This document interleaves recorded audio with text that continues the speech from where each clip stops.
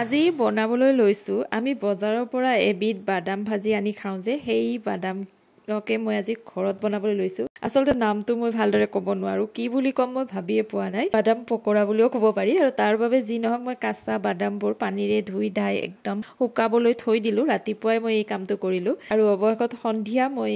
এইখিনিৰ কাম আৰম্ভ কৰি দিলো আৰু এয়া চাওক একদম শুকাই গৈছে বাদামবোৰ এতিয়া মই ইয়াৰ পৰা 2 কাপ বাদাম ললো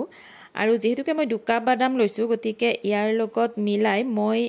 1 কাপ বেসন লব লাগিব আৰু যেহেতুকে মই অকল বেসন নিদিও সেই কাৰণে আধা কাপ বেসন আৰু আধা কাপ চাউলৰ গুৰি দিলো আৰু তাৰ পিছত তাত নিমখ দিলো হালধি দিলো জিৰা গুৰি অকমান দিলো আৰু ৰেড চিলি পাউডাৰ দিলো আৰু অকমান চাট মছলা দিলো দি এতিয়া ভালদৰে গোটেইখিনি মিলাই লম আৰু এতিয়া ইয়াত অকমান পানী দি ভালদৰে মিশ্ৰণটো বনাই লম আমি পকৰা বনালে যেনেকৈ বেসনৰ মিশ্ৰণটো বনাই লম ঠিক তেনেকুৱাই বনাব লাগিব অকমান ডাঠ হ'ব লাগিব আসলতে কিছুমান বস্তু বজাৰত পোৱাই যায় কিন্তু তথাপিও কেতিয়াবা ঘৰত বনাই খাব বহুত বেছি ভাল লাগে আৰু মই বনাই খাই চালো বহুত ভাল লাগিল সেই কাৰণে আপোনালোকৰ লগত শেয়াৰ কৰি দিলো আৰু মোৰ এই বেসনৰ মিশ্ৰণটো হৈ গল এতিয়া মই এই মিশ্ৰণখিনিত বাদামখিনি ঢালি দিম আৰু ভালদৰে সানি লম গোটেইখিনি বাদাম হয়তো আপোনালোকে বনাইছেই আগতে কিন্তু মই আজি প্ৰথমবাৰ বনাইছো আৰু মই বেলেগৰ ভিডিও চাই বনাইছো যিকোনো ৰেচিপিয়ে নিদিও কিয় সকলোৰে কাৰণে মানে নতুন নহয় বহুতে আগতে বনাই কিন্তু যি সকলে বনোৱা নাই তেওঁলোকে অন্তত চাই গম পাব কেনেকৈ বনাব লাগে নহয় নে বাৰু আৰু এতিয়া মই এটা কেৰাহী জুইত উঠাই দিলো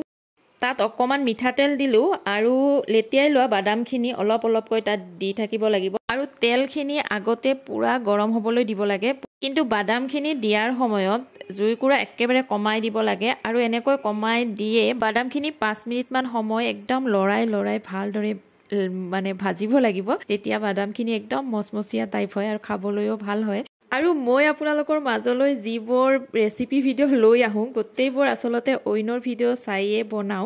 কাৰণ ময়ো ইমান বেছি পাকৈত ৰান্ধনি নহয় গতিকে মই যিবোৰ ৰেচিপি বনাও আপোনালোকেও নিশ্চয় আগতে বনাইছে আৰু যদি বনাইছে আপোনালোকে হয়তো অকমান বেলেগ ধৰণে বনাব পাৰে বা বেলেগ কিবা অকমান কৰিব পাৰে গতিকে আপোনালোকে কেনেকৈ বনায় মোক কমেন্টত জনাব আৰু মই বনাওতে যদি কিবা ভুল হয় হেয়াও মোক জনাব